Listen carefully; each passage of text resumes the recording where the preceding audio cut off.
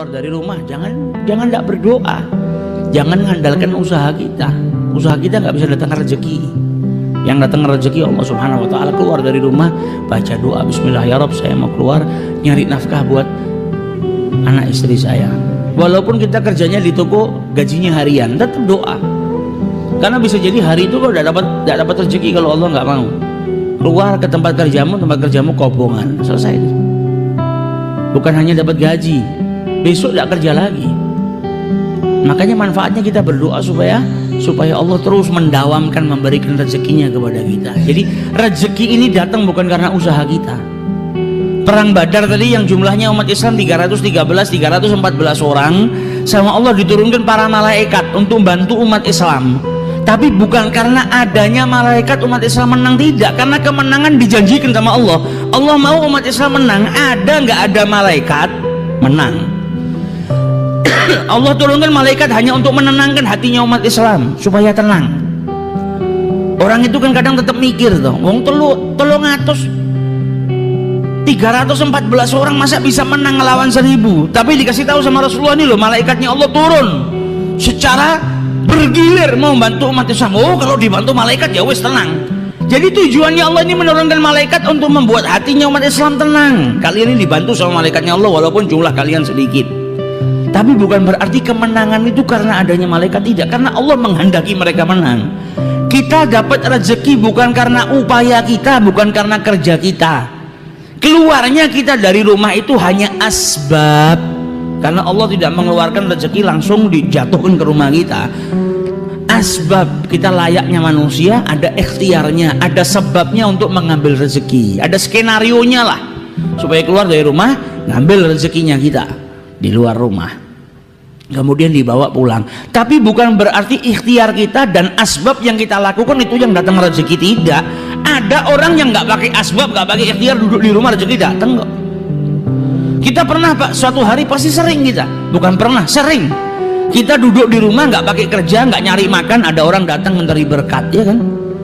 Berarti itu kan rezeki, nggak pakai ikhtiar, nggak pakai asbab. Ada orang datang nih, ada mitoni kayak ada berkah pengajian kayak dikirim ke rumah kita. Kadang duduk di rumah tiba-tiba ada tamu datang ngasih buah-buahan, padahal kita nggak ada ikhtiarnya. Nah ini rezeki daripada Allah Subhanahu Wa Taala. Yang terkadang kita diingatkan sama Allah nih loh, kau nggak pakai ikhtiar saja, kalau Allah menghendaki kau dapat rezeki dapat. Tapi karena kita ini manusia ya harus pakai ikhtiar. Tapi bukan berarti ikhtiar itu yang datangkan. Tapi ada daripada kalangan hamba-hambanya Allah yang khusus nggak pakai ikhtiar, rezekinya didatangkan sama Allah Subhanahu Wa Taala. Nah kita nggak bisa, belum sampai derajatnya seperti itu, karena kita tawakal aja masih mikir kok. Tawakal sama Allah masih mikir, iya nek selamat nek orang selamat piye. Nah tawakalnya kita masih ragu. Lah kalau mereka tawakalnya luar biasa, jadi jauh derajatnya. Sampai dulu pernah Imam Syafi'i ini berbeda pendapat dengan gurunya Imam Malik. Masalah apa? Masalah rezeki.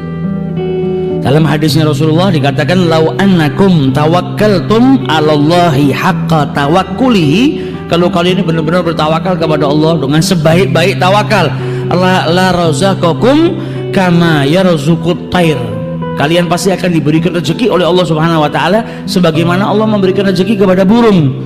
Taghdu, burung itu keluar di pagi hari dalam keadaan khisaman, perutnya kosong lapar, kemudian kembali dalam keadaan kenyang. Nah Imam Malik bilang apa? Di sini yang paling penting tawakalnya. Kalau orang tawakalnya kepada Allah Subhanahu Wa Taala haqqa tawakkulihi, benar-benar bertawakal kepada Allah Subhanahu Wa Taala, nggak pakai ikhtiar, rezeki datang. Imam Syafi'i bilang enggak, karena ada perbandingan. Seperti burung yang keluar di pagi hari dalam keadaan perutnya kosong, kembali dalam keadaan lapar, berarti kan ada ikhtiarnya, keluar dulu dari rumah untuk cari pengisi perut. Ada perbedaan pendapat, tapi orang dulu kalau beda pendapat indah, nggak kayak orang sekarang berbeda pendapat kafir-kafiran, iya kan, malah musuhan, malah mencaci satu sama yang lain. Perbedaan pendapat ini rahmah, jangan dirubah jadi balwa, bencana. Imam Syafi'i punya pendapat seperti ini, Imam Malik punya pendapat seperti ini. Akhirnya Imam Syafi'i keluar dari rumahnya Imam Malik sambil berpikir, masih belum puas dia. Enggak, orang cari rezeki harus ikhtiar, ya benar. pendapatnya Imam Syafi'i benar, pendapatnya Imam Malik juga benar. Terkadang ada orang tanpa berikhtiar dikirimkan rezekinya sama Allah Subhanahu wa taala ke rumah. Tapi kadang juga ada waktunya kita berikhtiar kepada Allah Subhanahu wa taala. Maka di tengah jalan Imam Syafi'i ketemu sama orang tua, mau bawa kurma 1 karung, ngangkat gak kuat, habis panen. Maka kata Imam Syafi'i, sini saya bantu. Dibantu sama Imam Syafi'i, dibawakan sampai ke rumahnya. Sampai di rumahnya, pemilik kurma tadi, karena sudah bantu, diambilkan kurma, diberikan kepada Imam Syafi'i. Ini kurma buat kau tadi sudah bantu saya. Maka diterima sama Al-Imam Syafi'i. Sambil dia teringat dengan pendapatnya nih, kalau saya tadi nggak ngangkatkan karung kurmanya orang tua ini, ya saya nggak dapat rezeki kurma ini. Tapi karena saya ngangkatkan, ada ikhtiar, saya dapat rezeki ini. Kembali dia ke rumah gurunya mau buktikan, sambil mau ngasih hadiah. Zaman dulu tuh santri kalau dapat kenikmatan yang pertama keinget siapa? Gurunya. Wah, ini saya dapat kurma, saya harus bagi dengan guru saya. Balik ke rumahnya Imam Malik, diberikan setengahnya buat Imam Malik, ini kurma buat engkau, ini kurma buat saya dapat rezeki tadi, kita bagi setengah, kata Imam Syafi'i. Kemudian diceritakan, ini tadi kalau saya nggak ngangkatkan ya saya nggak dapat. Kata Imam Malik apa? Engkau benar, saya juga benar. Saya nggak pakai keluar dari rumah, nggak pakai nguli, nggak pakai ngangkatkan 1 karung, datang sendiri ke rumah saya, kau bawa ke sini. Berarti kan saya benar, nggak pakai tawa, saya nggak pakai ikhtiar dapat kurmanya. Kau juga benar, kau nggak bisa dapatkan kurma ini kecuali kau dengan berikhtiar ngangkatkan kurma ini. Nah, ini indah. Satu punya pendapat seperti ini, satu punya pendapat seperti itu. Sampai dulu Ibrahim ibn Adham ketika di masa belajarnya, maka dia dulu seorang peniaga, berdagang. Ketika dia berdagang, di tengah-tengah padang pasir dia lihat ada seekor burung yang jatuh. Maka kemudian dia tunggu, ini kira-kira burung yang jatuh nggak bisa terbang lagi, kan dia butuh makan. Kira-kira rezekinya dikirim nggak sama Allah? Kalau sampai rezekinya dikirim sama Allah Subhanahu wa taala, padahal dia sudah nggak bisa terbang, dia di tengah padang pasir seperti ini, tapi tetap mendapatkan rezeki dari Allah. Besok saya berhenti kerja. Buat apa kerja? Kalau memang rezeki itu dihantarkan. Tapi kalau dia mati, ya sudah saya kerja terus. Kata Ibrahim bin Adham. Ternyata nggak lama dia duduk, dia liatin burung tadi, ada burung datang bawa makanan di mulutnya. Kemudian diberikan kepada burung yang cacat tadi, yang jatuh tadi. Maka dia ngeliat, ya Allah, walaupun dalam keadaan seperti ini Allah tetap mengirimkan rezekinya. Pulang ke rumah, dagangannya taruh gudang, dia tidak mau kerja lagi. Maka apa yang dia lakukan ini terdengar oleh Asyibli, orang soleh di zamannya Ibrahim bin Adham, walinya Allah. Dengar kalau Ibrahim bin Adham nggak mau kerja gara-gara ngelihat burung yang jatuh, dikasih makan sama burung yang lain, diantarkan, nggak perlu kerja. Maka didatangi sama Asyibli, ya Ibrahim, saya dengar anda sekarang nggak mau kerja karena kejadian yang anda lihat dia benar. Jangan, tetap kerja, ikhtiar. Loh, saya nggak perlu ikhtiar, burung tadi saja sudah nggak bisa terbang aja masih dikasih rezekinya sama Allah Ta'ala. Buat apa saya harus berikhtiar? Toh nanti Allah juga mengirimkan rezekinya ke saya. Kata Asyibli, ya Ibrahim, kenapa engkau malah memilih burung yang lemah, nggak bisa terbang, dan hanya menunggu rezeki yang datang dari burung yang dimasukkan ke dalam mulutnya? Jadilah engkau burung yang kuat, yang datang bawa makanan, memberikan kepada burung-burung yang lemah tadi yang tidak bisa terbang. Jangan milih yang lemah, milih burung yang kuat.